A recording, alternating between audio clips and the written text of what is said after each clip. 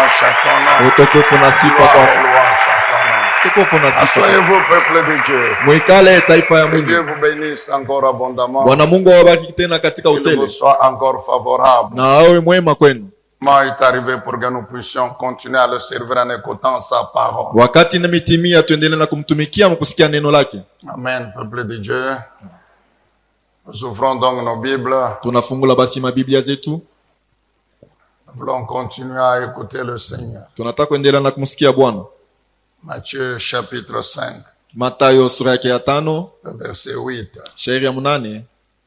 Matthieu 5, 8. Mathayo 5:8 Il s'agit de la 6e béatitude. inasemezea juu ya masemi za baraka ya 6. Heureux ceux qui ont le cœur pur, Heri wanakuwa na moyo safi, car ils verront Dieu. kwa maana watamuona Mungu. Heureux ceux qui ont le cœur pur, Heri wanakuwa na moyo safi, parce que la bénédiction que je leur accorde, que je leur réserve, c'est qu'ils me verront. baraka ninawachungia ni kusema wataniona, Ils verront Dieu. watamuona Mungu. Prenez besoin encore ce matin de te rappeler ce que c'est que la béatitude. Si lazima kukukumbusha tena maana ya hii masemi ya baraka. Ces voix puissantes, Hii sauti ya uwezo, ces voix insondables de notre Dieu, manjia hatuwezi kupeleleza ya Mungu wetu, sur lesquelles il a placé sa bénédiction. kula ambaye alitia baraka yake. Des voix insondables. Manjia ambayo hatuwezi kuichunguza. Et notre prière, Na maombi yetu et que par le Saint-Esprit, sema kupitia Roho Mtakatifu Dieu nous fasse grâce Mungu atujalie neema de continuer à marcher sur ces voies, kuendelea kutembea munjia ile, afin d'hériter de toute cette abondante bénédiction. hivi turiti na hii utele ya mabaraka.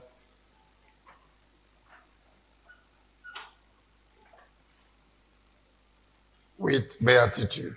Masemi za baraka 8, 8 voies importantes. manjia 7 ya lazima.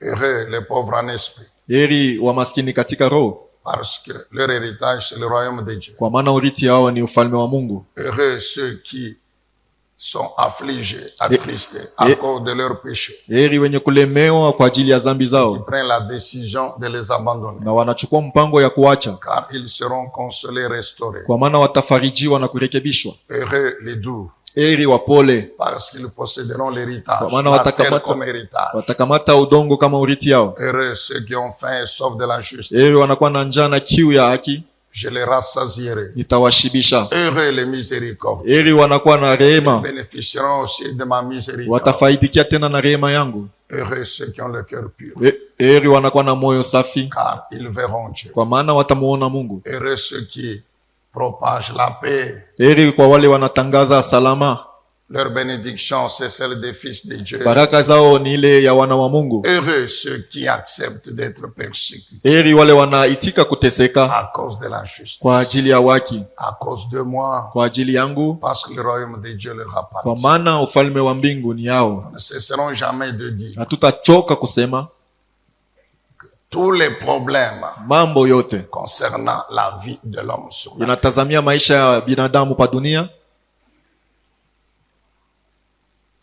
et concernant la vie au ciel na inatazamia maisha ya kumbingu, se trouvent dans les bénédictions que le Seigneur promet iko ndani ya mabaraka Bwana analaka au travers des béatitudes. kupitia hii masemi nzuri ya En baraka, prenant ne fût-ce que le royaume de Dieu, mkuchukua tu ufalme wa Mungu, ceux qui sont membres de ce royaume wanakuwa wana memba ndani ya ufalme ile, sont assurés. wanahakikishwa Amen, bien-aimés dans le Seigneur. Qui tous les jours ya kwamba kila siku recherchent wanatafuta le royaume ufalme et sa justice, na haki yake, se conforment wanaambatana aux lois du royaume, na masheria ya à la ufalme constitution du royaume. na katiba ya Ils ufalme, sont assurés wanahakikishwa de jouir ya de kufaidikia tout l'héritage na urithi que yote Dieu réserve ile Mungu anachunga à tous les saints justes. kwa watakatifu wote na wenye haki. Les béatitudes sont un ensemble de vertus Masemi ya uhaki ni wingi kuchanga kwa vitu vizuri qui sont inséparables. ambaye hatuwezi kuitenganisha. Personne ne peut dire je prends deux, Hakuna mtu anaweza anachukua mbili, les autres ne m'intéressent hii pas. Non. ingine initazamii. Hapana. Si vous entrez en profondeur de l'une de chacune d'elles, Ukiingia katika uketo ya hii masemi ya baraka vous allez moja, comprendre que réellement ils sont indissociables. utaelewa kwamba hauwezi kuyachanisha. Nous sommes en train de parler sur la 6e, Tuko nasemezea juu ya 6, La pureté du cœur. Usafi wa moyo. Heureux ceux qui ont le cœur pur, Heri wanakuwa na moyo safi, car ils verront Dieu. kwa maana watamuona Mungu. Nous avons parlé de la pureté du cœur. Tulisemezea juu ya usafi wa moyo. Cette semaine encore, on a continué à nous parler Juma hii waliendelea tena de kutusemezea ce que c'est que le cœur pur. juu ya moyo safi. Maana yao ni nini? De l'importance de la parole de Dieu dans la purification du cœur. Lazima ya neno la Mungu ndani ya usafi wa moyo, Et de beaucoup d'autres choses. na vitu vingine vya mingi. Nous avions parlé, Tulisemaka nous appuyons toujours sur la parole de Dieu. wenye kutegemea paka neno la Mungu, Du danger que représente ya kwamba inayamaanisha non seulement les organes du corps, hapana paka viungo vya mwili, mais aussi le diable et son système. lakini ibilisi na matengenezo yake. Leur objectif, c'est détruire l'homme Kifukuzio yao ni kumharibu mtu, en le souillant. mukumpeleka manjia mabaya, Détruire l'homme kuharibu mtu, en l'enlevant de la voie de Dieu. mukumuondosha munjia ya Mungu. Et nous avons vu ensemble Na tuliona pamoja comment éviter namna kani kuepuka que les organes du corps, dont les yeux, les oreilles, viungo vya mwili, kati yayo macho, masikio, le diable et son système ibilisi na matengenezo yake ne puissent continuer à souiller asiendelee na kuchafusha nos cœurs. mioyo zetu. Heureux ceux qui ont le cœur pur, Heri wanakuwa na moyo safi, car ils verront Dieu. kwa maana watamuona Mungu.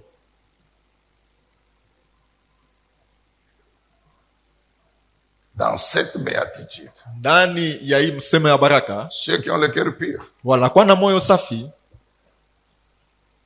ce sont les pauvres spirituels. ni wa maskini mkiroho, Ce sont ces personnes humbles. ni wale watu ambaye Chaque jour devant Dieu, ils sont pauvres kila siku mbele ya Mungu wako wa maskini spirituellement. mkiroho, Ils ont besoin de Dieu. wanahitajiwa Mungu, Ils veulent dépendre de Dieu. wanapenda kumtegemea Mungu, Ils s'humilient devant Dieu. wanashuka mbele ya Ils Mungu, recherchent la sagesse de Dieu. wanatafuta hekima ya Mungu, Ils sont soumis au Saint-Esprit. wanatiishwa kwa Roho Mtakatifu. Tout homme qui a un cœur pur Huyu mtu ako na moyo safi ne laissera jamais le péché dominer dans sa vie. hataacha dhambi kutawala maisha yake.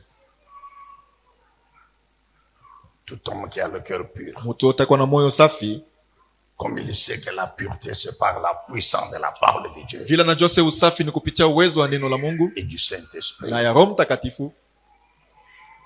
tous les jours, Kila siku il aura faim, atakuwa na njaa, il aura soif de la parole de Dieu. atakuwa na kiu ya neno la Mungu. Tous les jours, Kila siku il acceptera ataitika de se soumettre au Saint-Esprit kujitiisha kwa Roho et de se Mtakatifu laisser conduire par le na Saint-Esprit. kujiachilia kuongozwa na Roho Mtakatifu. Un homme Mtu au cœur pur, ambaye anakuwa na moyo safi il développera atakomesha d'autres vertus matunda mazuri comme ingine la douceur, kama upole, comme la miséricorde, kama urehema, comme la paix. kama salama. Lorsque la persécution va venir, Wakati mateso itakuja, il ne va pas abandonner le Seigneur. hatamwacha Bwana.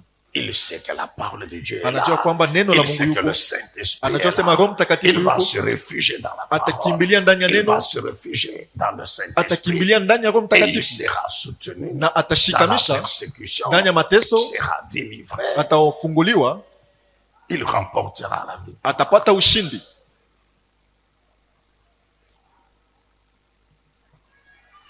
Et puisqu'il peut développer toutes ces vertus, Na vile anaweza kukomesha matunda yote ile, puisque toutes ces vertus sont attachées à sa vie, vile ile matunda yote ça yanaambatana na maisha fait que yake, toutes les bénédictions aussi ndio inafanya kwamba mabaraka zote pia seront son héritage. itakuwa ni urithi yake. Ayant un cœur pur, Mwenye kuwa na moyo safi, étant pauvre en mwenye esprit, kuwa maskini mkiroho, automatiquement il est membre du royaume de pale Dieu. pale anakuwa mwanamemba wa Et ufalme sa wa vie Mungu, sera soutenue, na maisha sa yake vie sera itashikamisha, bénie, maisha yake sa vie itabarikiwa, sera protégée, maisha yake sa itakingwa, vie sera glorifiée maisha yake par itatukuzwa la puissance de Dieu kupitia uwezo wa qui Mungu est permanent inakuwa dans le royaume. wakati yote ndani ya ufalme wa Mungu. la puissance de Dieu opérera Uwezo wa des Mungu miracles, utatenda des miujiza, prodiges, d'une maishara manière régulière dans munamna sa moja vie, wakati yote maisha parce yake, qu'il est membre du kwa royaume. maana anakuwa mwanamemba wa muifalme ile. Le Seigneur a voulu le faire comprendre à Nicodème. Bwana alipenda kumwelewesha Nikodemu Comment tu fais ces choses? namna kani unafanya hivi vitu. Ce que tu as avec Dieu. Ni kusema pamoja na Mungu. En d'autres termes, Kusema kwingine, comment tu les fais? namna kani unavifanya. Le Seigneur lui a répondu, Bwana alimjibu, commence par devenir membre du royaume. anza mbele kuwa mwanamemba wa mfalme, Né de nouveau. mwenye kuzalikwa upya. Croyez en moi. Niamini mimi. Vous dites que vous êtes des docteurs de la loi. Unasema huku mwalimu wa C'est bien. sheria. Ni mzuri. Mais vous n'êtes pas né de nouveau. Lakini hauzalikwe Et n'étant kipya. pas né de nouveau, Hata kama vile vous n'êtes hauzalikwe pas kipya, encore membre au du yakuwa royaume de Dieu. mwanamemba wa mfalme ya Mungu. Naissez de nouveau. Mwenye muzalikwe Devenez upya, membre de mon royaume. mkuwe wanamemba wa Et mfalme la ya Mungu. puissance de Dieu Na uwezo wa qui Mungu est disponible ambaye tayari dans mon royaume ndani ya ufalme agira wangu, aussi dans vos vies. itatenda pia Vous maisha ferez zenu. aussi les miracles Na que je mutafanya fais. pia miujiza ambaye nafanya.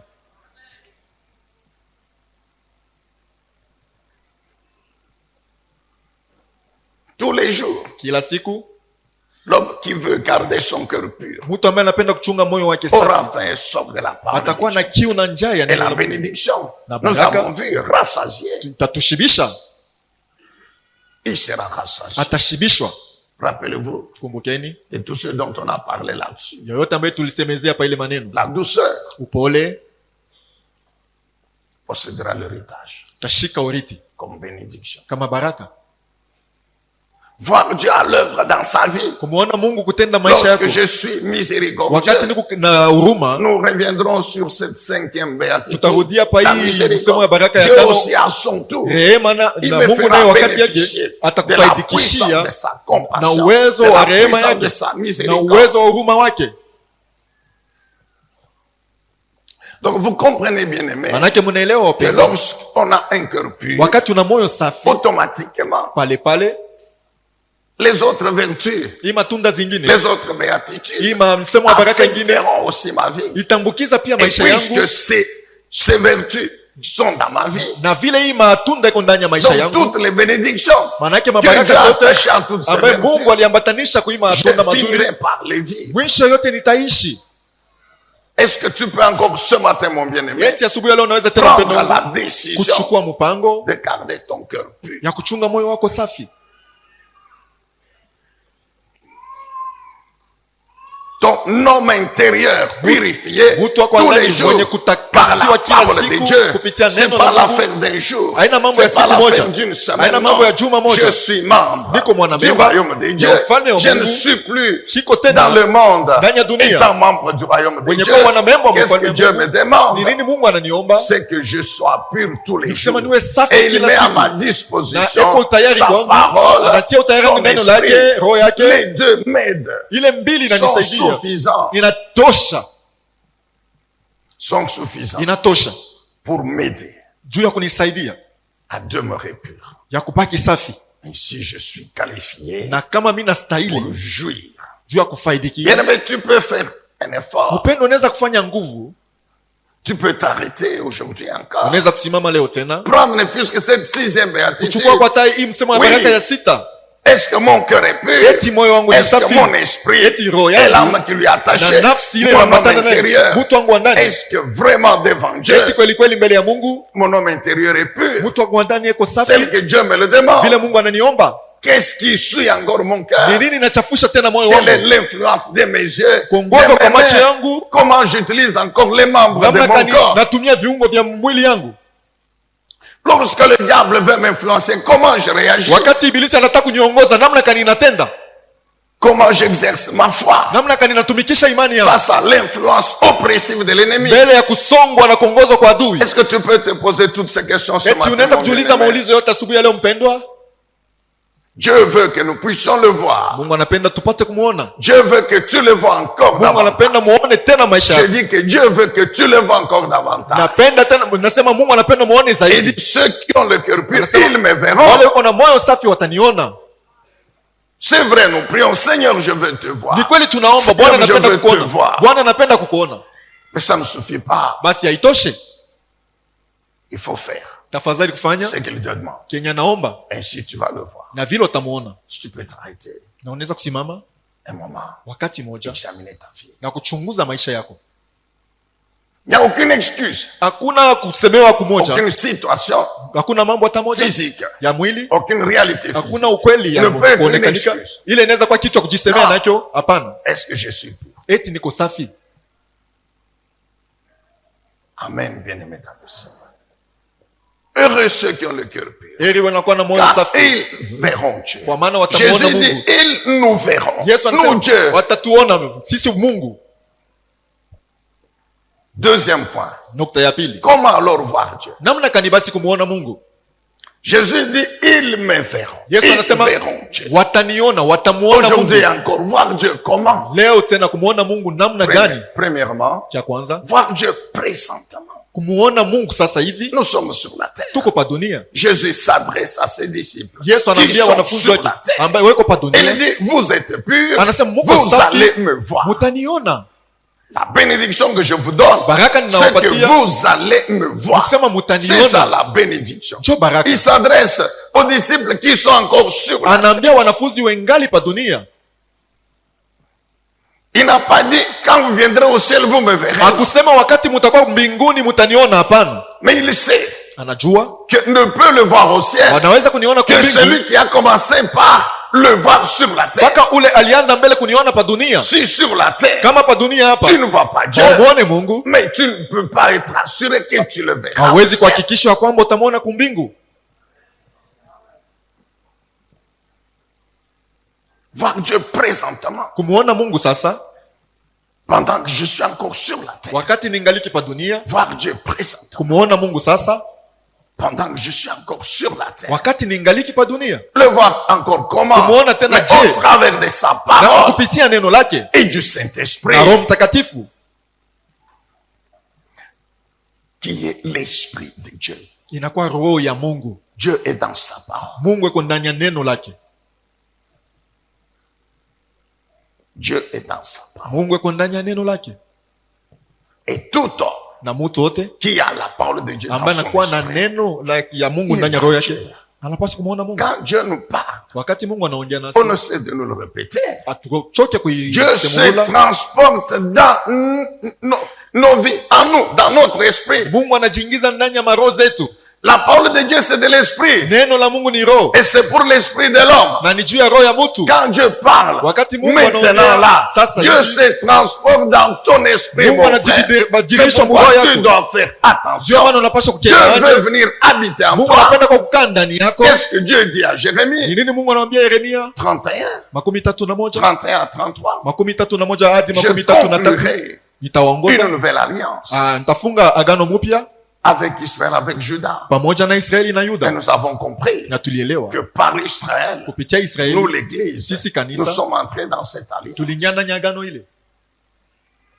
Au fait, Dieu l'a accompli Basi Mungu alitimiza dans de nos jours ici, masiku zetu hii avec Jésus-Christ. pamoja na Yesu Kristo. Et il a scellé par le sang de Jésus. Alitia muhuri kwa damu la Yesu. Qu'est-ce que Dieu dit? Ni nini Mungu Ma anasema? parole Neno dans langu leur esprit. ndani ya roho yao. Je vais me transporter moi-même en eux. Nitajichukua mimi mwenyewe ndani yao,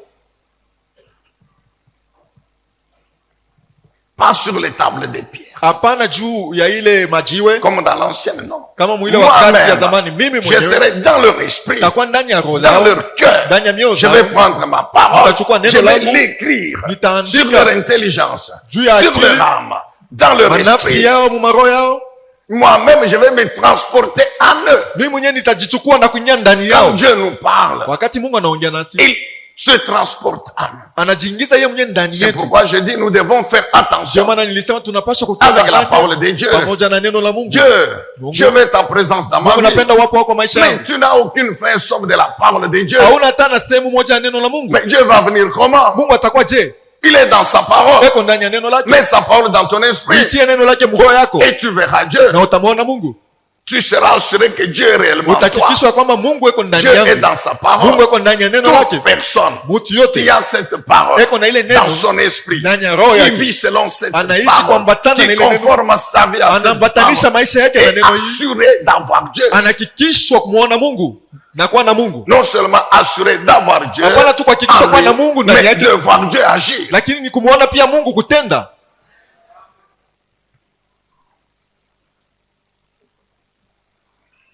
Amen. Voir Dieu Kumuona Mungu présentement. sasa hivi Comment? namna gani? Mais par sa parole. Kupitia neno lake, Par sa parole. kupitia neno lake. Seigneur, je vais te voir. Bwana nataka kukuona. Très bien. Mzuri. Mais tu vas le voir comment? Sasa utamuona je? Commence par avoir Dieu en toi. Anzia hapo kwa mbele na Mungu ndani yako, Par sa parole dans ton esprit. kupitia neno lake ndani ya roho yako. Conforme ta vie à cette parole. Ambatanisha maisha yako kwa hii neno, Et tu verras Dieu. kisha yake utamuona Je Mungu. le répète. Na semulula, Commence anza par avoir Dieu kwa na Mungu dans ton esprit. ndani ya roho Au yako, moyen de sa parole. kupitia neno lake. Commence par te laisser conduire Anza par le kujiachilia Saint-Esprit. kuongozwa na Roho Mtakatifu. Il est là, disposé. Eko pale tayari. Il est l'auteur de la parole Yeye de ndiye mwanzishi wa Dieu. Il neno la est Mungu. l'inspirateur de la Jo parole de mwenye Dieu. kuvuvia neno la Jésus Mungu. dit quoi? Yesu anasema nini? Peut-être on y reviendra. Et Tutairudilia.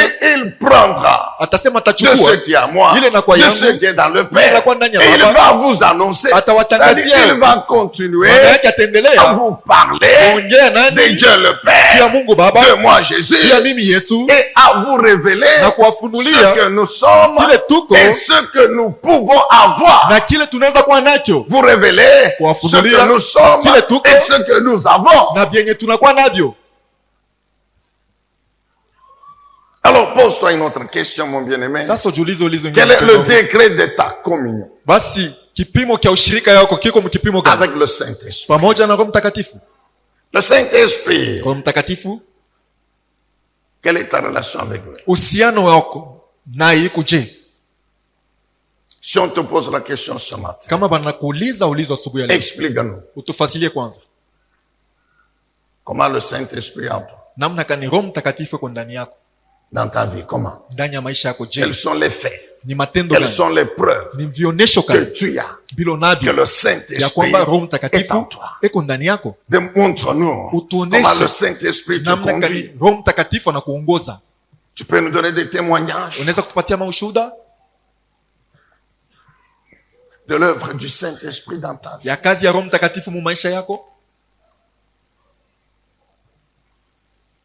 Amen, peuple de Dieu. Amen. Voir Dieu présentement. Kumuona Mungu sasa Et hivi c'est tous les jours. na hivi kila siku, On ne cessera jamais de nous le répéter. hatutaacha Dieu a kusemulula. pris tout Mungu alichukua vyote, tout ce qu'il a pour l'homme, yote alikuwa nayo tout juu ya ce qu'il mtu, a pour nous, yote iko nayo juu pour yetu, cette vie d'abord sur juu ya hii maisha yetu et, kwanza dans ya dunia, et au ciel. na ile itakuwa Il ya a mis mbingu. en Jésus-Christ. Alitia ndani ya Yesu Jésus qui est Kristo. sa parole. Yesu Kristo anakuwa neno lake. Colossiens 2:10. Wakolosai La sura ya Bible dit 2:10, quoi? Biblia inasema nini? Dieu nous a tout donné en Mungu Jésus-Christ. alitupatia vyote ndani ya Yesu Kristo, Tout, pleinement, tout. yote katika Il n'y utume. a rien Hakuna que kitu Dieu n'a pas mis en kenye Mungu Jésus-Christ akutie ndani ya qui Yesu puisse Kristo, nous concerner. akiwezi kututazamia sisi. Pour que quiconque croit en Jésus, Wowote anamwamini Yesu il soit bénéficiaire de tout, de ce tout. afaidikie na ile vitu yote, Même les promesses, hata malako le contenu des promesses, ya ndani ya malako, c'est ça le tout. njo vyote En Jésus, ndani ya la Yesu. parole de Dieu, Neno la il y a Mungu, les lois, muko les masheria, commandements, qui sont les maagizo, voies inakuwa manjia sur lesquelles il a placé la bénédiction yule ambaye alitia qui baraka, est dans les promesses. ila iko ndani ya malako. Amen, bien-aimé dans le Seigneur. Voir Dieu présentement. Kumuona Mungu sasa hivi. Jean chapitre 14, Yohane 14, 13 à 16, 13 hadi 16, et puis 19. kisha 19. Voici ce que le Seigneur Jésus. Tazama mbe Bwana Yesu Kristo anasema. Jean 14, 13. Yohane 14, 13, 14. 14, 15.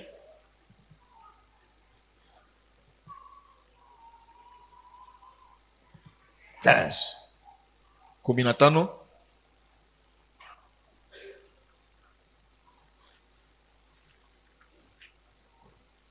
J'ai dit Jean 14, 15. Nilisema Yohane 14, 15.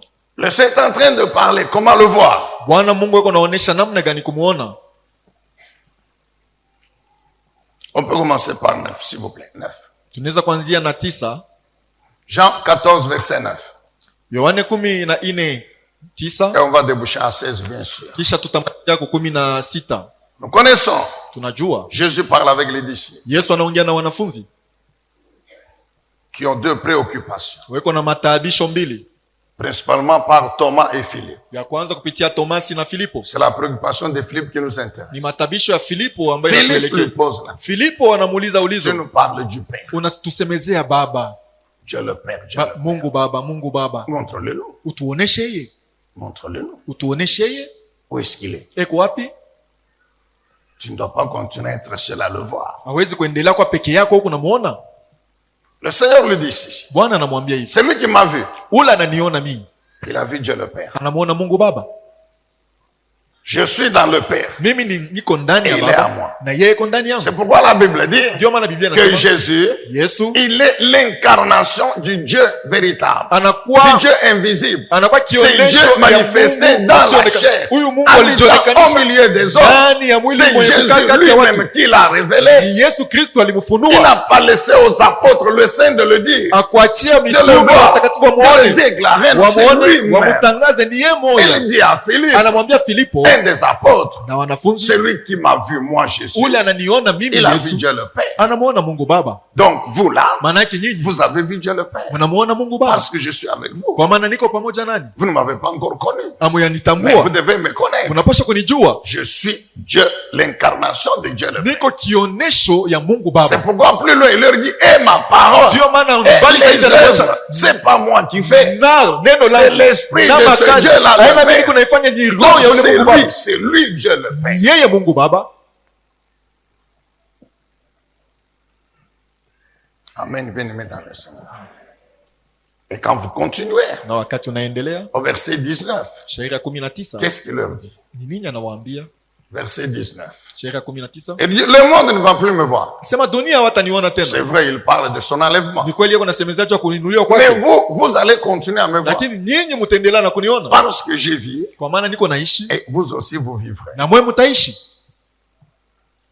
Depuis qu'il est monté au ciel, Tangia alipanda kumbingu, il n'est plus visible physiquement, asionekanike mkimwili, mais il est toujours là. lakini yeye hapo tu.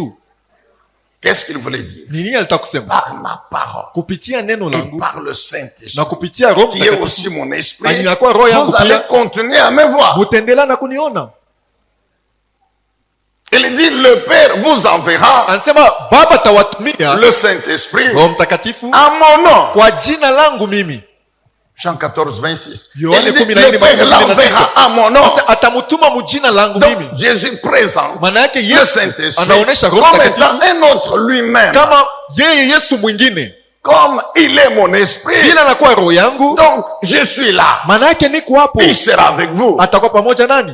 Car tout ce qu'il Kwa fera, maana yote ambayo ataifanya c'est pour révéler ma gloire. ni juu ya kuonesha utukufu yangu. Tout ce qu'il fera, Yote ambayo quand il atafanya viendra, wakati c'est atakuja pour révéler ma ni gloire. juu ya kufunua Il utukufu wangu. prendra ce Atachukua qui est à moi, ile inakuwa qui yangu, est également dans le Père. ile iko ndani ya Baba. Jésus dit ceci, Yesu anasema hivi, tout ce que le Père a yote ambayo Baba iko est à nayo moi. iko ni yangu C'est mimi. pourquoi la Bible dit, Dieu Ndio maana Biblia a inasema, tout mis en lui. Mungu alitia yote ndani yake. Donc, vous n'avez pas besoin d'aller chez Dieu le Maana Père. yake muhitaji kwenda kwa Il Mungu Baba, suffit de m'avoir moi. inaelekea tu Vous kuwa na avez mimi Dieu le Père. na mtamuona Et Mungu le Baba Saint-Esprit na Roho vous Mtakatifu rendra capable. atawawezesha, Il vous accordera atawapatia ce que j'ai, kenye niko que nakyo Dieu le Père a mis à moi. na ile Mungu Baba alitia ndani yangu. Amen, Église. Voir Dieu présentement. Kumuona Mungu sasa hivi. Jésus dit, c'est lui qui m'a vu, il a vu le Père. Yesu anasema mwenyewe ananiona mimi, anaona Baba. Mais comment encore? Sasa namna gani tena? Aujourd'hui, il n'est pas là. Leo ana hapo. Mais il dit Anasema que vous allez continuer à me voir. mtaendelea na kuniona Par la parole, hata kupitia neno, par le Saint-Esprit, kupitia Roho qui est Mtakatifu, son esprit. inakuwa roho yake.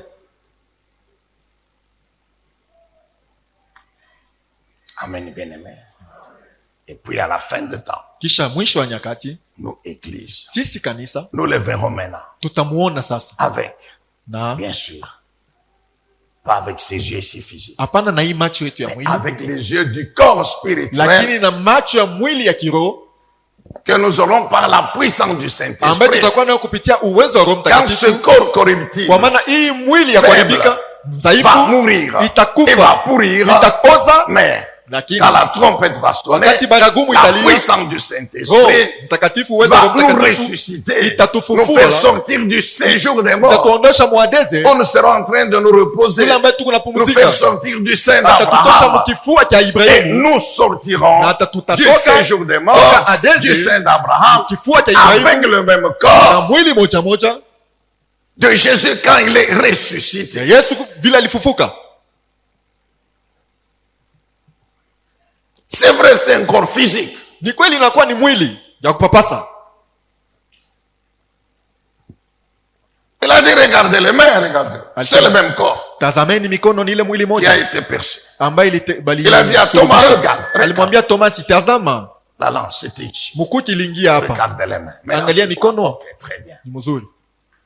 Et il a dit, l'esprit n'a ni chair ni os. Kisha alisema roho aina na mnofu, aina na Mais ce mfupa, corps-là, bien qu'étant physique, lakini ile mwili ingawa iko ya kupapasa ya kuonekanika, il avait une puissance spirituelle énorme ilikuwa na uwezo moja ya kiroho ya Mungu, uwezo sana qui ya matanga, n'avait rien à comparer avec l'ancien corps. kuweza kulinganisha kufananisha na ile mwili ya Parce que zamani. c'est un corps qui est immortel, Ni mwili ambaye haiwezi tena qui ne kufariki, va plus mourir, haitakufa qui ne va tena, plus tomber malade, haitagonjwa tena, bien que physique. ingawa iko Physique. naonekanika, iko naonekanika hivi. C'est un corps qui n'avait plus besoin de moyens de Ni transport, mwili pour se haikuhitajia tena déplacer, gari, kinga na pikipiki, qui n'avait plus besoin de portes pour entrer et sortir. haikuhitajia milango juu ya kuingia na kutoka.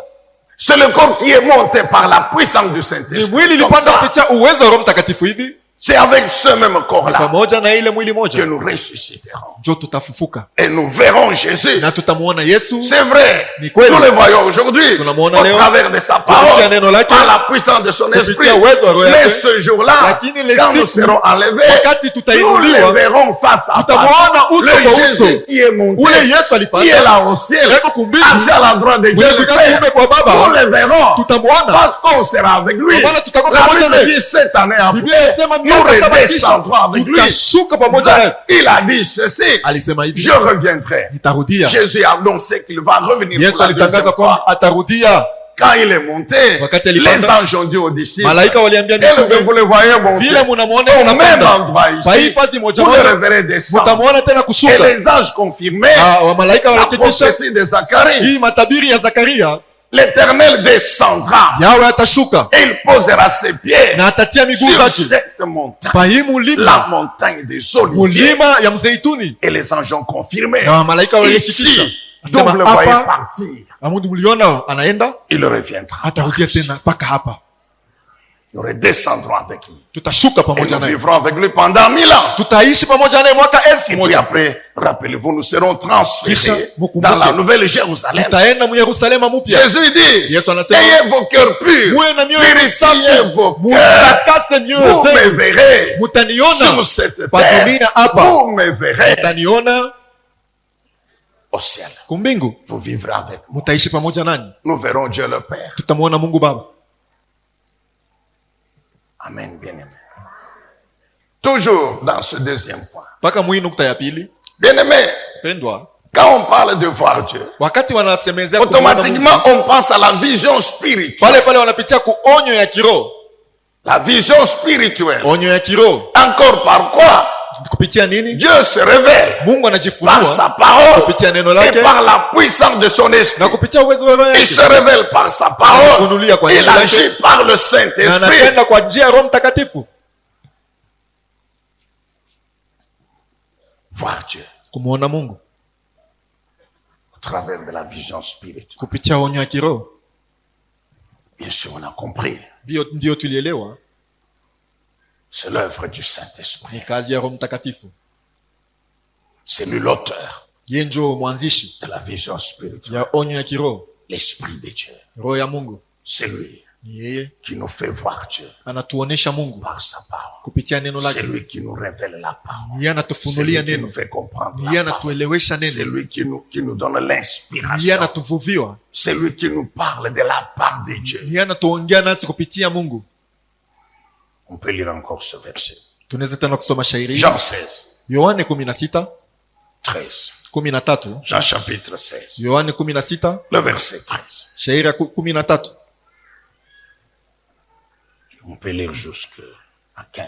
Tunaweza kusoma mpaka Jésus dit 15. quoi? Yesu anasema nini? Quand il viendra, Wakati atakuja l'esprit de vérité, roho ya ukweli il vous conduira dans atawaongoza toute la vérité. ndani ya ukweli Mais yote. la vérité, c'est Na quoi? ukweli ni C'est la parole neno, qui nous révèle ce inatufunulia qu'il est, lui, Jésus, kile yeye anakuwa Yesu en tant que Dieu, kama ce Mungu, que Dieu le Père est, kile Mungu Baba le yeko, Saint-Esprit, Roho Mtakatifu par la parole, kupitia il neno révèle ce qu'il est aussi. anafunua kile yeko pia, La vérité sur Dieu, ukweli juu ya Mungu dans sa Trinité divine. ndani ya utatu, umoja ndani ya tatu.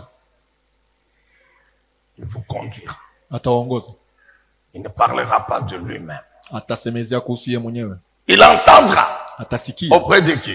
tokea De nani? Dieu le Père. Ya Mungu Baba, Auprès de moi, Dieu le toka Fils. mimi Mungu Et ce qu'il Mwana, aura entendu, na ila il atasikia va vous annoncer des atawatangazia choses à venir vitu vile qui concernent le vitakuja royaume, qui vinaelekea concernent ufalme, l'œuvre de Dieu dans vinaelekea l'église, kazi ya des Mungu choses à kanisa, venir vitu qui vijayo vous concernent, qui vinatutazamia, concernent votre destinée. vinatazamia kenye mutakuwa masiku za mbele. Il va continuer à vous annoncer, Ataendelea na à vous kuwatangazia, révéler ce kuwafunulia que nous sommes kile tuko et ce que nous avons pour vous, na kile tuko nacho juu ce yenu, que nous sommes en tant que Dieu kile tuko kama Mungu, et ce que nous avons eti tuko pour vous. na ile tunakuwa nayo juu yenu. Il va continuer à vous le révéler. Ataendelea na kuwafunulia, Ainsi, nous serons toujours présents. na hivi tutakuwa hapo wakati yote, Et vous allez continuer à nous voir. mutaendelea na kutuona.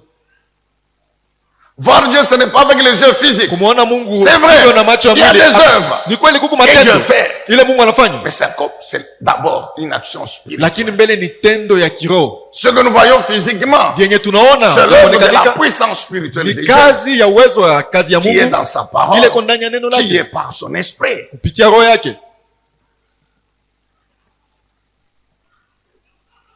Jésus dit, croyez en moi. Yesu anasema muniamini mimi, Ne fût-ce que les œuvres que je fais, kupitia hata ile kazi mimi nafanya, que les œuvres que je fais makazi ambayo nafanya soient un témoignage. iwe ushuhuda, Voyez Dieu mumuone Mungu à moi kupitia par mimi, les œuvres que j'ai kupitia faites. makazi Et nous ninafanya, savons que les œuvres que Jésus na faisait, tunajua makazi ambayo c'est Yesu par alikuwa le anafanya même Saint-Esprit de kupitia Dieu. ile Roho Mtakatifu moja moja wa Mungu.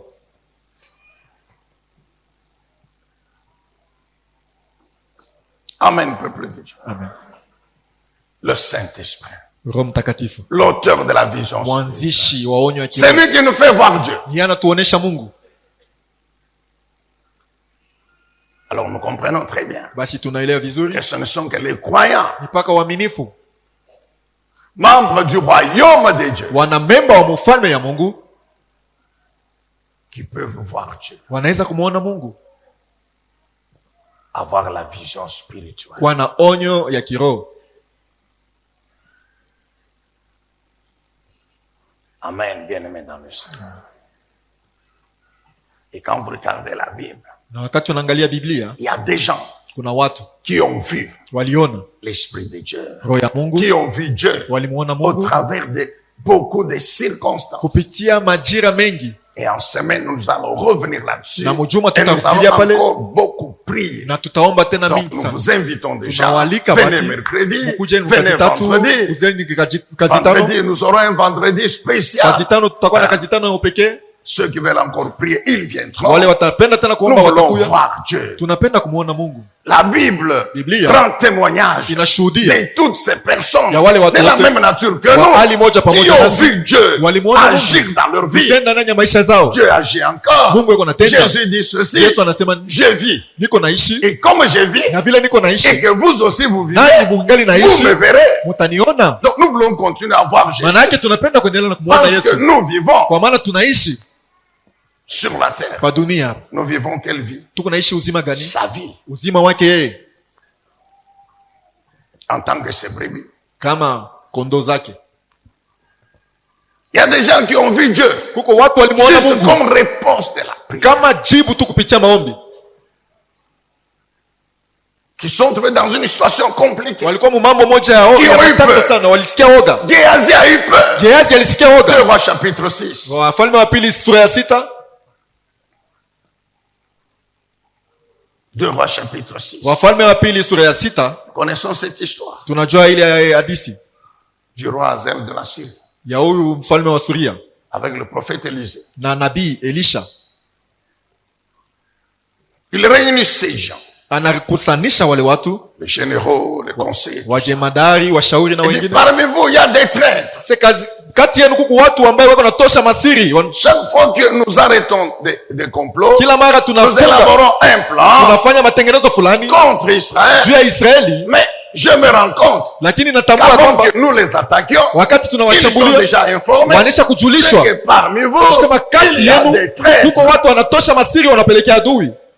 Un a levé le doigt. Moya alosha kilole, Il dit non, roi. sema hapana mfalme. Ce n'est pas qu'au milieu de nous, il y a un traître. Haina asema kati yetu kuku watu Mais wanatosha nous vous masiri. informons Sisi tunakujulisha qu'en Israël, kwamba il Muisraeli y a un homme Muko mutu du moja. nom d'Élysée. jina lake Elisha. Cet homme-là, Ule mtu tout ce que nous disons, yote ambaye tunasema comme l'esprit de leur Dieu est en lui, sa vile roho ya ule Mungu hapo iko ndani yake avec lui, pamoja naye, tout ce que nous disons, yote ambaye il n'y tunasema a rien que nous allons élaborer dans nos plans, dans nos complots, hakuna kitu tutasimamisha mu qui mashauri yetu puisse lui échapper. itamkwepa yeye. Ah, ok. Mzuri, Il organise l'armée. banaweka jeshi mnamna Il mzuri, envoie son armée pour arrêter Élisée. anatuma jeshi juu ikamfunge Elisha. Élisée est informé Elisha alijulisha, que Hazaël a envoyé son armée pour t'arrêter. Azaeli alituma jeshi yake juu ya kukufunga. La vision spirituelle bien-aimée. Onyo ya kiroho Que hapa. Dieu te fasse grâce. Mungu akujalie neema, Qu'il te fasse grâce. akujalie neema, Qu'il te révèle des choses cachées. akufunulie vitu vyenye Le kufichama. Saint-Esprit révèle les Roho choses. Mtakatifu anafunuaka vitu vyenye kufichama. C'est pourquoi Dieu dit de David Ndio que maana Mungu l'ennemi anasema juu ya Daudi ne te ya surprendra kwamba pas. adui Je hata ne laisserai kushitusha, pas l'ennemi te surprendre. sitaacha adui kukushitusha. Namna Il gani? élabore des complots Anafunga mashauri et il mbaya les accomplit na anaitimiza, et ça réussit. Non, na non. vinawezekana. Je Hapana, t'informerai. nitakujulisha. Dieu dit quoi d'Abraham? Mungu anasema nini juu ya Il dit, Ibrahimu? je ne cacherai rien à Abraham. Sitamfichika Ibrahimu kitu hata moja. Avant de faire quelque chose, Mbele ya kufanya kitu je chochote vais l'informer. nitamjulisha.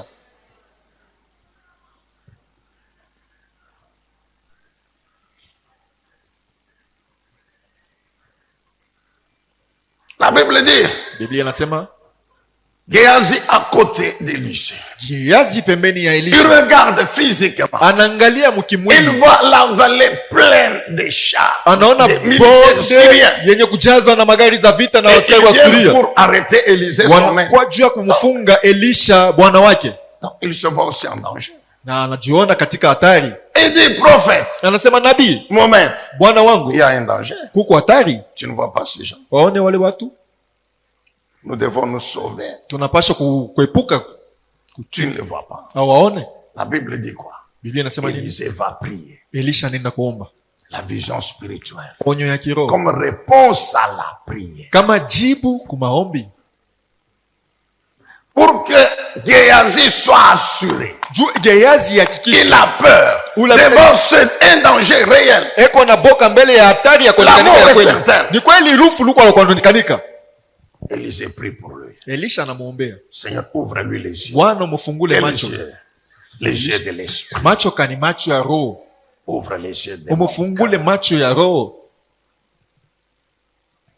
Les yeux de l'esprit. macho ya roho, Pour qu'il voit des choses cachées. aone vitu vyenye kufichama Que les yeux physiques ne peuvent pas voir. vile macho ya mwili haiwezi kuona. La vision spirituelle, Onyo ya c'est kiroho l'œuvre du ni Saint-Esprit kazi ya Roho qui Mtakatifu, ouvre les yeux ule ambaye de l'homme anafungula macho ya spirituel. mtu wa ndani, Et quand les yeux de l'homme na spirituel wakati macho ya voient mtu wa ndani sa anaona puissance agir, uwezo wake, anatenda encore pour que physiquement, juu mkimwili. la Bible déclare, Biblia inasema Dieu a ouvert Mungu alifungula les yeux de l'esprit. de macho ya grâce. roho, Dieu lui a fermé les yeux physiques. Mungu alimfunga macho ya Et mwili spirituellement, na mukiro. il a vu qu'autour d'Élysée, Aliona pembeni ya il y Elisha avait une armée kwa jeshi des anges de Dieu na wamalaika wa avec Mungu des chars, na magari des za chevaux de vita, feu, wafarasi wa plus moto puissantes et plus nombreuses que celles d'Azaël. wa uwezo na wa kushindia bwingi kuliko wale wa Israeli.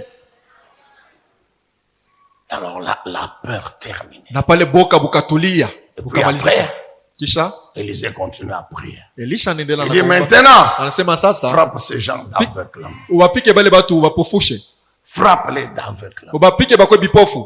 Je dis quand le Saint-Esprit agit, Nasema kama Roho non Mtakatifu seulement anatenda, il ouvre les yeux de notre esprit hapana tu pour anafungula nous macho ya faire voir roho des yetu choses cachées juu ya kutuonesha vitu que Dieu a vilivyoficha mises en place Mungu alitia pour nous protéger, juu ya pour kutukinga, nous sécuriser. juu ya kutukinga. Cette armée qui est toujours là, Hii jeshi en iko hapo kila permanence. mara, C'est kila wakati pourquoi yote. David a dit, Ndio maana Daudi l'ange de alisema, l'Éternel campe malaika wa Bwana autour anapiga de moi. kambi pembeni David yangu. a dit cela. Na wakati alisema Il dit oui, c'est vrai. Sema ndio ni Je n'ai kweli. pas besoin que mes yeux physiques voient là. sihitajie Mais macho je yangu ili sais, muone malaika, dans mon lakini esprit, najua ndani ya par roho rapport à son alliance, kupitia agano que yake, son ange est autour de moi, malaika wake ko pembeni yake, qui me protège. ule ananikinga. Souvent nous prions. Mara mingi tunaomba, Mais est-ce que quand le danger se présente, wakati hatari inaonekanika, comment nous réagissons? namna gani tunatenda? Amen, Église. Ouvre-lui les yeux. Umufungule macho. Quelle peut être ta prière encore ce matin? Ndio inaweza kuwa tena maombi yako asubuhi ya leo. Peut-être c'est toi qui as cette peur. Saa zingine ni wewe ndio unaoga ule. Là, c'est Gazi qui avait peur. Pale ni Gehazi alikuwa na boga. Peut-être c'est toi qui as la peur Saa zingine ni wewe à unakuwa cause na d'une boga situation. kwa ajili ya mambo moja Mais Dieu fulani. peut te donner une vision Lakini Mungu anaweza kupatia qui onyo, va dissiper la peur, itaondosha qui boga, va te fortifier itakupa nguvu dans la foi. ndani ya imani.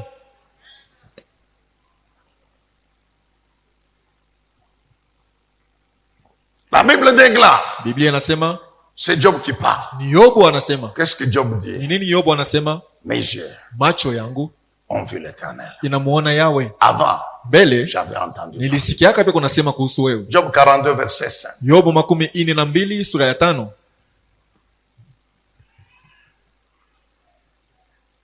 Jusqu'à présent, dit Job, Mpaka na sasa hivi Yobu j'avais anasema, seulement entendu parler de nilikuwa toi, tu na Dieu. habari nasikia watu kusema kuhusu Mais wewe. maintenant, mes yeux t'ont vu. Sasa macho yangu imekuona. Comment Dieu pouvait dire ça? Namna kani Yobu aliweza kusema vile?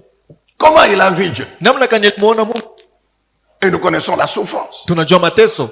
Cet homme qui parle, Huyu mtu anasema mais il n'a plus rien. asina na kitu, Il a tout perdu. alipoteza Tout, vyote tout, tout. vyote, Même la santé. hata afya.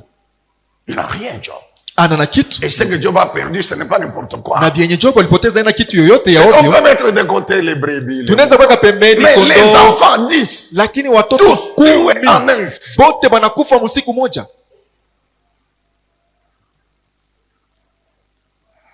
Mais il déclare, Anasema, il dit Yahweh, sema Yawe, j'avais entendu parler de toi. nilisikiaka kusema kuhusu wewe, Mes yeux t'ont vu. macho yangu Bien imekuona. aimé, je disais ceci. Pendo, nilikuwa Dans nikisema la Bible, ndani ya Biblia il y a des personnes kuko watu qui ont vu Dieu walimuona au Mungu travers des situations kupitia particulières. mambo moja ya upekee. Pour Job, Juu ya Yobu c'est la souffrance. ilikuwa ni mateso, L'épreuve terrible. majaribu moja ya matata. Bien aimé, toute souffrance Upendo, mateso yote n'est pas rejetée. aina ya kutupa tu.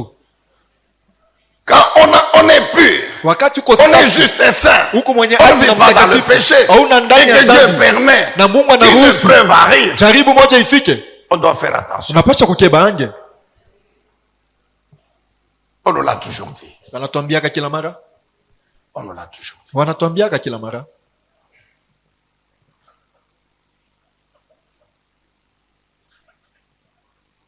J'avais entendu parler de toi. Nilisikiaka kuongea kuhusu wewe. Lorsque Dieu te délivre, Wakati Mungu tu es malade anakuokoa, ulikuwa mgonjwa à l'hôpital, ku hospital, dans une chambre, ndani ya chumba moja ya hospital, 2, 3, 4 personnes watu wawili watatu waine, qu'on amène dans la même chambre. wale wanaleta mwile chumba moja moja. Mais tu vois bien comment ils meurent. Huko naona vile beko On nakufa, les amène à la mort. wanawapeleka Toi-même, kuchumba ya wafu. tu vois. We huko naona na macho, Mais un jour tu sors, siku moja unatoka, tu témoigneras utashuhudia que Dieu, ya kwamba Mungu réellement, il guérit. ni kweli Que Dieu anaponyesha, fait grâce. Mungu anajaliaka Et que neema, lorsqu'il s'impose, na wakati quelle anatawala, que soit la maladie, Ingawa quelle que magonjwa, soit la puissance de l'ennemi, inga uwezo et ya la tu mort, na quand lufu. Dieu s'impose, ya lufu, hata tu finiras par te lever mwisho yote utasimama et continuer à vivre. na kuendelea na kusema na kuendelea na kuishi. Job, Yobu au travers de la souffrance, kupitia mateso il a fait une expérience nouvelle avec Dieu. aliishi maneno mapya pamoja na Mungu. Avant, c'est vrai, il avait des biens. Mbele ni kweli alikuwa na mali, Mais Job n'avait jamais parlé avec Dieu. lakini comme ça. Yobu kama kuongea yake na Mungu hivi, Il parle, anasema Dieu entend. Mungu Et anasikia, puis Dieu répond. kisha Mungu La anajibu. Bible dit Biblia quoi? inasema nini? L'Éternel répondit à Job. Yawe akamjibu Yobu, Il parle avec Dieu. anaongea na Mungu Jamais auparavant. kama kuongea yake mbele.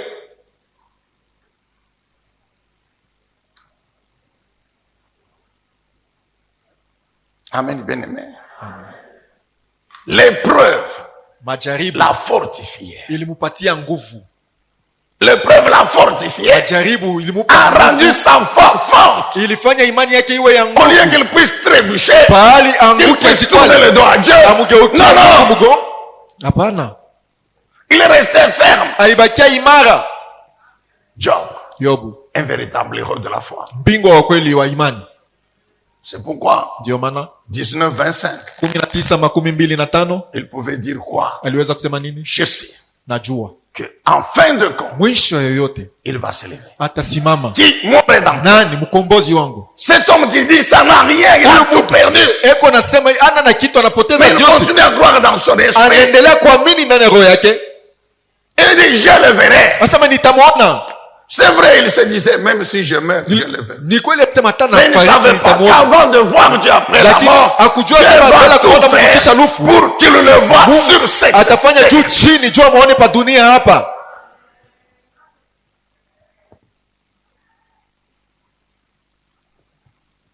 Il se levera le dernier. Atasimama wa mwisho. Qu'est-ce qu'il voulait dire encore? Alitaka kusema nini tena? Quand Satan Wakati shetani aura fini son travail, atamaliza kazi yake, quand les hommes wakati watu auront fini de parler, watachoka de kusema faire ce qu'ils ont à faire, na kufanya kenye wanapaswa kufanya, parmi ces hommes, il y a sa femme kati ya wale watu kuku mke wake qui a aussi parlé. naye alisemaka, Elle a aussi parlé. naye alisemaka. Donc Job s'est dit, Manake Yobu quand anasema Satan aura fini, wakati shetani atamaliza quand kusema, les amis auront wakati fini marafiki à dire, à faire ce qu'ils veulent, wataisha quand même kufanya ma vile wanapenda, hata femme mke aura wangu fini, elle a ataisha parlé. naye kusema. Si elle veut partir, dans la partie. Kama nataka kwenda De toute façon, Tunakwenda, mwana. quand elle aussi, mwisho yote, quand elle aura fini son naye travail, wakati ataisha kazi yake, maintenant, sasa lui, yeye il va se lever. atasimama. Qu'est-ce que Dieu voulait dire? Ni nini Yobu Quand il alisema? va se lever, Wakati il atasimama mettra une croix ataweka msalaba sur l'œuvre du diable, juu ile kazi, atamaliza Sur kazi ya l'œuvre msalaba juu ile makazi ya sur watu, l'œuvre de ma juu femme. makazi ya mke Il wangu va mettre une croix atamaliza. et je Mwisho le verrai encore. nitamwona tena. Oui, Job a vu Dieu, bien-aimé, Yobu alimwona Mungu par wapendwa, la restauration. kupitia marekebisho. Dieu a restauré cet homme Mungu alimrekebisha huyu mtu spirituellement, kiroho, matériellement. vitu ya kuishi navyo. Job 42, Yobu verset 7. 42 shairi ya 7. Job 42, 7 et Yobu 8. 42 shairi ya 7. Job 42, 7 et 8. Yobu 42 7 hadi Bible 8. déclare. Sikia ile Biblia La inasema. Bible dit quoi? Biblia inasema nini? Après avoir dit ces choses à Kisha Job, kusema vile vitu kwa Yobu, comprenez? naelewa Dieu parle avec Job. Yobu, Mungu anaongea na Yobu. C'est quand Jacob, on parlera de lui. Quand Jacob fuit, Wakati Yakobo anakimbia, il fuit la mort, eko anakimbia lufu, que Dieu l'arrête. ndio pale Mungu anamshimamisha, Je le parle. anaongea naye.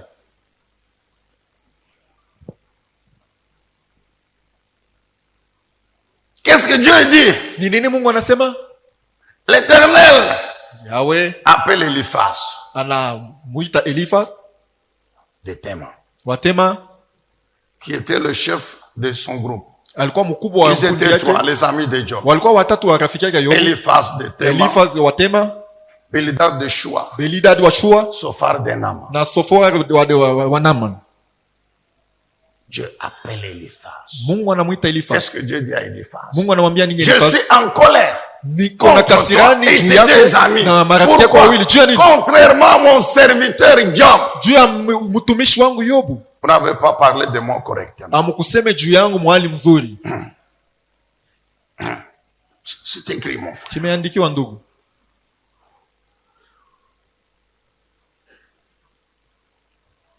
Que Dieu te justifie. Mungu akuhesabie haki. La Bible dit dans Romains 8, Biblia inasema qui Waroma 8, accusera nani les élus de atawasitaki Dieu? wateule wa C'est Dieu Mungu? qui justifie. Ni Mungu anahesabia haki. Les amis de Job l'ont accusé. Warafiki wa Yobu L'ont walimusitaki, acculé. Tu walimusongwa. es un pécheur. Wewe uko mtenda Dieu, il dhambi. est juste. Mungu Un eko homme ne mwenye peut pas haki. souffrir. Mtu asiwezi kuteswa hivi kamwe. Tu dis que tu connais Dieu. Wewe unasema unamjua Non, Mungu? non. Hapana. Dieu, il est juste. Mungu eko mwenye Comment tu haki. peux souffrir? Namna gani utateswa vya hivi? Ah. C'est ce que vous entendez les gens Ndio dire. vile Mais mnasikia lui, il watu dit wako qu'il a nasema. Dieu. Kisha Mais où nasema, était son Dieu? sasa Mungu wake yeye mwenyewe alikuwa wapi? Mais son Dieu était où? Mungu wake alikuwa wapi? Il est un pécheur. Yeye ni mtenda dhambi.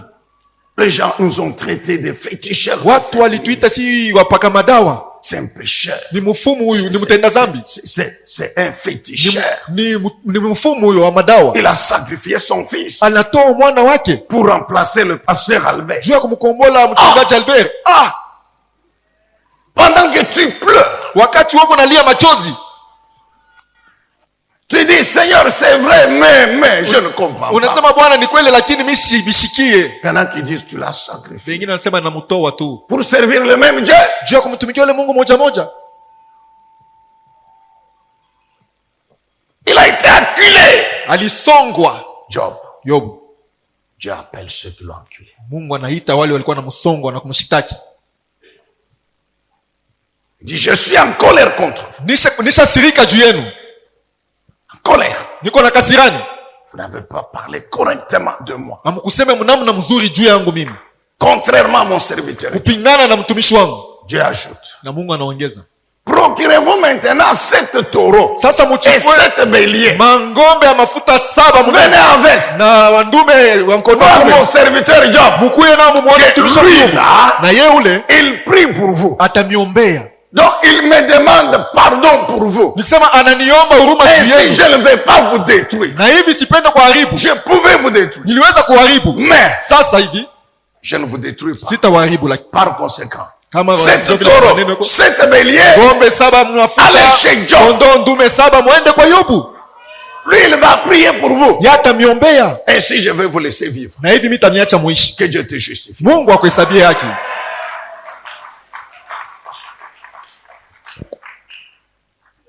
Et puis, kisha sur le plan matériel, la Bible dit quoi? Vitu akuishi Dieu navyo lui a donné le double. Mungu alimpatia Dieu sehemu lui a mara donné mbili. encore 10 enfants. Mungu alimpatia tena La watoto Bible 10. précise 3 filles. Biblia inahakikisha qui watoto étaient wanawake là. Il watatu. n'y avait pas de filles belles comme les filles là de Job sur toute la terre. Mwile wakati akukuwa watoto warembo wazuri kama watoto wa Yobu pa dunia.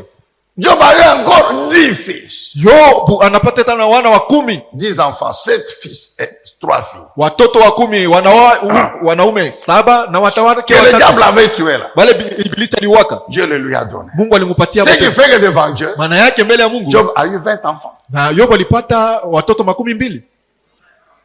Il va te restaurer mon frère. Atakurekebisha ndugu. Je dis par sa puissance. Nasema kupitia Tu uwezo le wake. verras dans Utamuona l'œuvre de restauration. kazi ya Il est marekebisho. capable Eko na uwezo de récupérer ya kukombolesha ce que l'ennemi a détruit. vile adui aliharibu. Récupère mon frère. Komboa ndugu. Récupère ma soeur. Komboa dada. L'ennemi a-t-il détruit quelque Adui chose? aliharibu kitu Si fulani. c'est la santé, Kama ni récupère. afya, komboa. Si c'est la vie spirituelle, Kama ni maisha kiroho, si komboa. c'est le ministère, Kama ni récupère. huduma, komboa. Parce que Dieu dit à Israël, Maana Mungu anamwambia Israeli par Joël, kupitia Yoeli. il dit je vous remplace. Asema nitawakombolea mimi Je yawe. vous remplacerai Nitawakombolea toutes ces années hii miaka yote pendant lesquelles ile ambaye l'ennemi vous a détruit. adui aliharibu. Vous avez connu des épreuves. Wakati mulishi Vous avez majaribu, perdu ceci, cela. mlipoteza hivi na Tout hivi. ce que vous avez perdu, Yote mlipoteza. moi je vais vous le Mimi restituer. nitawarudishia Il hivyo. dit je vous dédommage. Asema nitawalipa ya matabishi mimi yawe. J'ai permis que la souffrance Niliruhusu mateso puisse vous atteindre. iwe makamate, Je vais vous restaurer. lakini Je nitawarekebisha. vous remplacerai. les sangs. Nitawakombolea miaka. Amen, bien aimé. Que dire de Moïse? Tutasema je juu ya Musa? Par la foi, Kupitia imani Moïse a vu Jésus. Musa alimuona Yesu. Hébreu, Waebrania chapitre 11. sura ya 11. Hébreu 11. Waebrania 11. Hébreu 11. Waebrania 11. Notez, vous allez lire Muandike na mtayasoma. de 24 à 28. 24 na 24 à 28. 24 hadi Mais qu'on nous mette le 28. verset 27. Watokee shairi ya 27. La Bible dit par la foi, Biblia inasema kwa njia ya imani Moïse a quitté l'Égypte Musa aliondoka mu Misri sans craindre la fureur du roi. bila kuogopa kasirani ya reste mfalme, ferme. na alibakia mkamilifu Un homme qui voit le Dieu invisible. ndani ya ule mtu anamuona Mungu asionekanika. Qui était le Dieu invisible que Moïse voyait? Ule Mungu asionekanika Musa alikuwa anaona ilikuwa ni nani? par les actes de foi que Moïse a commis. kupitia matendo ya imani ambayo Musa alitenda. Moïse préfigurait Jésus. Musa alikuwa anamaanisha Yesu. Il ne voyait pas Jésus physique. Akwanza kumuona Yesu mkimwili. Mais tous les actes qu'il a posés, la Bible dit matendo yote alifanya, Biblia inasema Moïse, Musa devenu adulte, mwenye kukomea, il a refusé alikataa d'être appelé fils kuitwa de mwana la fille de wa Pharaon. binti mtoto wa Il a Farao. préféré quitter Aliyopenda kuondoka Le palais. kutoka mwile chumba la ya mfalme, jouissance kutoka mwile raha matérielle tout en étant dans ya l'idolâtrie, kuishi na dans vitu le vizuri, péché. lakini ndani ya kuabudu Il a sanamu za préféré abandonner zambi. le Alipenda péché, kuacha mais zambi aller souffrir na kwenda pour kuteseka le peuple de Dieu, juu ya taifa ya avec le Mungu, peuple de Dieu. pamoja na taifa ya Mungu. Mais c'est ce que Jésus a Ndio fait. ile Yesu alifanya. Il est venu dans le monde. Alikuwa mudunia, Il a renoncé au péché alikana zambi pour souffrir juu ya kuteseka pour les hommes pécheurs. juu ya watu watenda zambi. Moïse ne savait pas Musa hakujui qu'en faisant cela, kufanya ile, il préfigurait Jésus. alikuwa anamaanisha Par la Yesu. foi, Kwa imani Dieu lui a dit, Mungu alimwambia concernant l'alliance, kwa inaelekea agano, il immolait alikuwa les anachinja bêtes wanyama et il prenait le sang, na alichukua damu, il aspergeait alikuwa anamwangia sur le livre juu ya et vitabu sur le peuple. na juu ya taifa.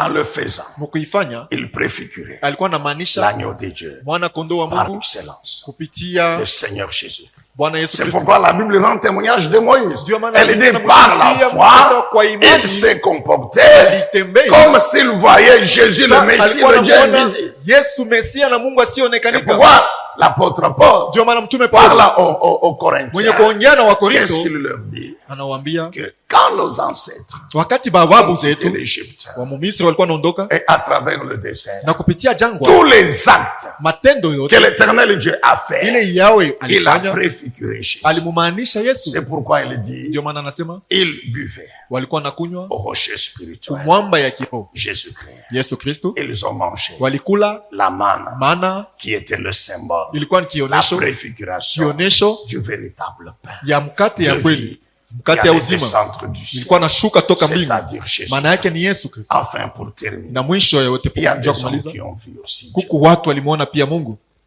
Manoah et sa femme. Manoa na mke wake. Juge chapitre 13. Yuda 13, Wamzi 13. Lisez tout le chapitre. Someni sura yote mzima. Mais je peux vous donner juste un verset. Naweza kupatia shairi moja tu. Juge 13, 22. Wamzi 13:22. Et lisez tout le chapitre. Somulula sura yote mzima. C'est Manoah qui dit à sa femme, Ni Manoa anamwambia mke wake, nous allons sûrement mourir, kweli kweli tutafariki, car nous avons vu Dieu. kwa maana tumemwona Mungu. Comment Manoah et sa femme ont vu Dieu? Namna kani Manoa na mke wake walimwona Mungu. Nous savons que ces deux personnes, c'est parmi les personnes que Tunajua- Dieu a permis qu'ils demeurent stériles Hao watu wawili ni kati ya watu Mungu aliruhusu pendant un temps de leur vie. babaki watasa Sans wakati mrefu enfanter. ya maisha yao bila kuzala. Mais quand le temps de Dieu est Na arrivé, wakati ya Mungu ilitimia, Dieu leur a donné les enfants. Mungu aliwapatia batoto. Ce sont les parents de Samson. Ni wazazi wa Samsoni. Nous connaissons l'histoire. Tunajua hadithi. Un jour, Siku moja Dieu s'est souvenu Mungu alikumbuka Manoah Manoa et de sa femme. na mke wake. Maintenant, Dieu choisit. Mungu anachagua. La femme est dans les champs. Mke eko mu mashamba, L'homme n'est pas là. Bwana anako. Dieu envoie l'ange Na Mungu anamtuma malaika. qui vient comme un homme, Anakuwa sa muntu. qui dit à la femme, Anamwambia mke, Dieu s'est souvenu de vous. Mungu anamikumbuka. Vous allez avoir un enfant. Mtapata mwana. Voici ce que vous allez faire. Tazama kenye mtafanya. Toi, tu ne dois plus boire. Wewe hautakunywa mvinyo, Ah, tu ne dois plus boire de l'alcool. wao utakunywa Quand tena l'enfant pombe ya naîtra, makali. faut pas lui couper les cheveux. Wakati Tout ça. mtoto atakuwa Donc, mshimukate l'ange nywele, donne les instructions. malaika analeta maagizo Comment la femme devait se comporter. namna kani mwanamke alipasha kuishi na wakati ya mimba, Et qu'est-ce qu'il devait faire de l'enfant qu'il allait mettre. na nini alipasha kufanya na huyu mtoto alipasha Oui, kuzala. l'ange est parti. Na malaika akaenda, La femme a couru vers son mari. Je viens de voir un homme. Voici ce qu'il m'a dit. mke anamkimbilia bwana yake, natoka kuona bwana moja, angalia picha yake. Cet homme avait la foi. Huyu mtu alikuwa na imani. La Bible dit, il prie. Biblia anasema Il dit, naomba, Éternel, anamwambia Yawe, fais-moi grâce. unijalie na mie neema, Envoie-nous encore l'homme là. na mimi unitumie ule mtu L'homme ule. là que tu as envoyé chez ma femme. Huyu mtu ulimtumia mke wangu Il vient encore akuye tena pour nous dire ce qu'on doit faire pour l'enfant qui va naître. juu ya Qu'il kutuambia vienne cet homme. kile tutafanya juu mtoto tazalika. Ah, Akuye huyu mon mtu. frère et ma soeur, Ndugu yangu na dada que yangu, Dieu te fasse. Mungu akujalie neema. Donc Dieu, vous comprenez? Mnaelewa Mungu? La femme lui a dit. Mke anasema. La Bible ne dit pas qu'il a douté. Biblia haisema alishaki hapa. Il veut avoir la confirmation. Anapenda Il kuhakikishwa. dit Yahweh. Anasema Est-ce Yahweh. que tu peux renvoyer la même personne? Le Tunaweza même homme kumtuma là. ule mtu moya moya huko. Ndio. Que Dieu te fasse grâce. Mungu akujalie neema. Qu'il ait compassion de Awe na toi. huruma juu yako. Et que tu le vois. Na umuone. Que tu vois Dieu. Umuone Mungu. La compassion. Huruma. La compassion. Huruma. Dieu a décidé Mungu alichukua de mfano délivrer ces gens de l'homme propre. ya kumtosha watu toka aya kubwa. De la honte. Toka aya De kubwa. l'homme propre. Aya. C'est ainsi qu'il renvoie encore l'ange. Ndio maana anamrudisha tena malaika. Et qui vient comme un homme. Tena kuku mwana bwana moja. Comme un homme. Anakuwa tena kama mtu. Qui parle. Anasema. Il dit à Manoah. Anamwambia Manoa. Voici. Tazama. Voici. Tazama. Voici. Tazama. Manoah comprend Manoa anaelewa. que réellement Kweli kweli. Dieu confirme la promesse. Mungu anahakikisha malako. Alors qu'est-ce que je dois faire? Ni nini napaswa kufanya? Dois-je attendre absolument Napaswa kuongolea tu que l'enfant soit dans mes mains mtoto wako mikono yangu? pour dire merci à Dieu? Njoo kumwambia Mungu asante? Non, non. Hapana. Dois-je me limiter seulement à la bouche? Napaswa kushimania tu mkinywa. Merci, merci éternel. Asante, asante yawe. Bye bye. Bye bye. Bye. Non, non. Hapana. Ok, attends. Chunga kwanza. Toi, tu ne parles pas. Wewe ushende. Tu dois manger. Wewe unapaswa kula. Je ne peux pas te laisser partir. Siwezi kukuacha kwenda. Toi, tu dois manger. Wewe unapaswa kula. Ok. Nzuri? L'ange est là. Malaika yuko pale. Manoah dresse l'autel. Manoa anajenga madhabahu. Dresse l'autel. Anajenga madhabahu. Il met l'offrande sur l'autel. Anatia sadaka pa madhabahu. L'ange lui dit, Malaika anamwambia, non, non, hapana. moi je ne mange pas. Mimi sitakula. Mais cet autel ici, Lakini madhabahu hii c'est pour l'éternel. ni juu ya Yawe. Au même instant, Pale pale le feu embrase l'autel. moto ikateketeza sadaka. Le feu embrase Moto l'autel. ikachoma Ça, sadaka. c'est physique. Hii ni yakuonekanika La na macho. Bible ne dit pas Biblia iseme que Manoah, un moment, Manoa wakati moja il est tombé dans le sommeil. alianguka muusingizi. Non, Hapana. il est avec l'ange. Eko na Et l'ange, malaika. un homme Na physique. malaika muntu mkimwili. L'offrande est là. Yo sadaka iko La pale. Bible ne dit pas que Manoah rêvait en train de dresser l'autel. Non. Biblia sema Physiquement, aisema Manoa physiquement. alilota iko najenga madhabahu. Physiquement. Vya kuonekanika na macho hivi. Les yeux physiques ouverts. Macho ya mwili wazi. Il voit l'ange. Anaona malaika. L'homme là-bas. Ule mtu Il se transforme en ange. akajibadilisha kwa malaika. Et il monte Anapanda au travers de la fumée kupitia moshi.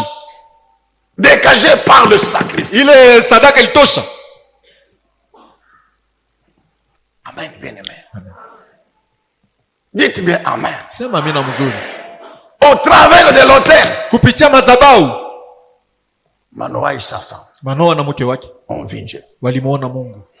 Ça c'est Dieu. Huyu ni Mungu. Ce que nous venons de voir Hii tunatoka kuona. avec les yeux Na hii physiques, macho yote ça c'est Dieu. huyu ni Mungu.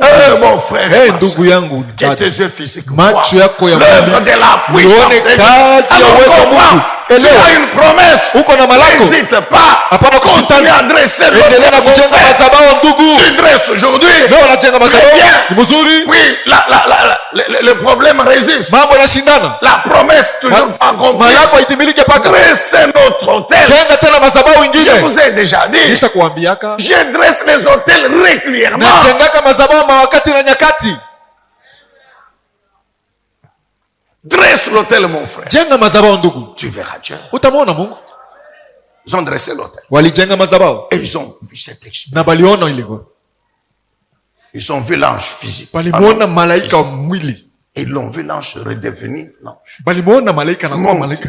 Anapanda. Et puis après, Kisha yake Samson est venu. Samson alikuwa. Jacob. Yakobo. Nous terminons par Tunaishia pale. Jacob. Yakobo Genèse 28. Mwanzo 28. Nous connaissons Tunajua cet homme. huyu mtu Encore bébé anakuwa mtoto mchanga dans le ventre de sa mère. muntumbo ya mama yake. Dieu lui a fait grâce. Mungu alimjalia Elle neema l'a choisi. na alimchagua. C'est pas lui qui devait sortir le premier. Aina yeye alipaswa kutoka wa Donc kwanza. c'est pas lui qui devait être l'aîné. Aina yeye alipaswa Et kuwa donc mzaliwa wa l'héritier kwanza. selon la coutume Maana des yake hommes. murithi kuambatana na desturi ya watu, hapana. Dieu savait que Jacob sortira le deuxième. Mungu alijua sasa Yakobo atatoka wa pili. Et il révèle à la femme. Anamfunulia mama Le yake. deuxième là, Asema ule wa c'est pili celui yule. que j'ai choisi. Zole mimi nisha kuchakula. C'est pourquoi les gens qui continuent à condamner Rebecca, Ndio maana watu nous leur waliona laissons la kumhukumu Rebeka, shi tubachilie ile tu. Mais Lakini Dieu dit à Rebecca, Mungu anamwambia Rebeka, il y a 2 enfants. muko batoto bawili. J'ai choisi le deuxième. Nilichakula wa pili. Le temps arrive Wakati imetimia pour que la prophétie s'accomplisse juu unabii utimilike par Isaac. kupitia Isaka. Est-ce que vous comprenez? Naelewa? De toute façon, je n'ai pas encore lu quelque part Na namna yote shasomaka fazi hata moja. où la Bible dit que Dieu a condamné Rebecca Kule et dit Biblia- que tu iras en enfer. Biblia inasema Mungu alimhukumu Rebeka kwamba utenda mumoto, hapana. C'est ainsi que cette femme pouvait dire à Jacob, Ndio maana huyu très bien, mwanamke aliweza kwambia que la Yakobo, malédiction tombe sur moi. laana ile inyangukie mie. Qu'elle tombe sur moi. Inyangukie mie. Mais moi, je sais Mimi najua que Dieu Mungu t'a choisi. alikuchagua wewe Yakobo. Si ton père va te bénir, Kama baba yako c'est Dieu qui te bénit. ni Mungu Ton anakubariki. père n'est qu'un instrument Baba yako ni kiombo dans les tu mains de Dieu. mu mikono ya Mungu. Mais le Dieu là qui te bénit, Lakini yule Mungu il m'avait dit anakubariki. que c'est toi. Aliniambia kama ni Alors, wewe. saisis l'opportunité, vas-y. Chukua bahati, lukia pa bahati, wende. Il a été béni. Na Nous alibarikiwa. savons qu'il est parti, mais viens. Na tulijua alienda mikono mtupu. Chassé, Wanamfukuza. menacé par Esaïe. Il est mort. Anamakiwa na Esau jua kumuua. La maman lui dit, parle seulement. Lakini huyu mama siseme, Sinon ton frère ici va te tuer. sema huyu ndugu yako atakuua. Il part avec le bâton. Anenda na bakora. Comme Dieu Sa vile Mungu l'avait choisi. alikuwa Nous kashamchagua. savons ce que Dieu a fait. Tunajua kenye Mungu alifanya. Dieu a tenu à ce que Jacob le voie. Mungu alipenda Yakobo muone. La vision de l'échelle. Ile onyo ya kipandio. Dans la Ya mungazi. vie, fatigué. Mwenye kuchoka kukimbia mule. Il dort. Analala. Je crois qu'il se disait peut-être l'homme ici, s'il me suit, il va me tuer. Nadhani alikuwa anasema Mais huyu bwana il kama ne pouvait nikamata plus taniwa. continuer en marche. Hakuwezi kuendelea na kutembea. Anasingizia, analala. Dieu vient. Mungu anakuya. La vision de l'échelle. Ile onyo ya Pendant mungazi. la vision, Dieu lui rappelle Wakati ya onyo l'alliance anamkumbusha agano. qu'il avait conclu avec ses pères. Ile alifungaka na wababu zake. J'aime David Napenda Daudi. lorsqu'il dit Wakati anasema le pacte ile que mapatano, tu as conclu agano ambayo ulifunga avec Abraham, na Ibrahimu, tu l'as confirmé ulihakikisha comme un serment à Isaac. kama kiapo na Tu Isaka, l'as confirmé ulihakikisha comme loi à Jacob. kama sheria na Tu Yakobo, l'as confirmé ulihakikisha à na Israël Israeli comme une alliance éternelle. kama agano isiyokuwa na mwisho. Lorsque tu as dit, Wakati je ulisema te donnerai nitakupatia le pays de Canaan comme nchi ya héritage. Kanana kama urithi. Dieu lui rappelle l'alliance. Mungu anamkumbusha agano Et Dieu ajoute, na Mungu anaongeza, partout où tu iras, fazi yoyote utaenda, je serai avec toi. nitakuwa pamoja nawe, Je ne vais pas t'abandonner. sitakuachilia. Amen, bien-aimé. Jacob a vu Dieu comme Yakobo alimuona Mungu. Je, Dieu est intervenu Mungu alisaidia pour confirmer juu ya kuhakikisha qu'il avait la bénédiction. ya kwamba alikuwa na baraka. Quelle bénédiction? Baraka gani? Sa parole. Neno lake. Et deux, Ya pili, quand il est arrivé chez Laban, wakati alifika kwa nous Labani, savons tout ce qu'il a connu comme souffrance tunajua mateso yote aliishi kwa Labani. pendant 20 ans. Kadiri ya miaka makumi Mais mbili, 20 ans miaka après, makumi mbili kisha Jacob témoigne. Yakobo J'ai anashuhudia, traversé le Jourdain, nilivuka Yordani vide, mikono mtupu avec le bâton. na bakora tu, Mais aujourd'hui, lakini leo je repasse le même jour niko narudilia mwile Yordani moja moja na kuitambuka avec 4 femmes, na wanawake wawili waine, 12 fils et une fille. wanaume wa 12 na binti moja, Et avec tous ces biens. na hii mali yote hii. Amen, bien-aimé dans le Seigneur. Fermons les yeux. Tufunge macho.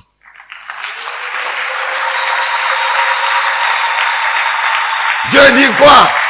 Mungu anasema Ils nini? sont bénis. Wanabarikiwa Ceux qui ont le cœur pur. wale wanakuwa na moyo safi. Bénis. Wenye kubarikiwa Comment? namna gani? Ils me verront, moi, Dieu. Wataniona mimi Mungu. Nos yeux sont fermés. Macho yetu imefungwa. 2 intentions de prière. Mawazo mbili ya maombi.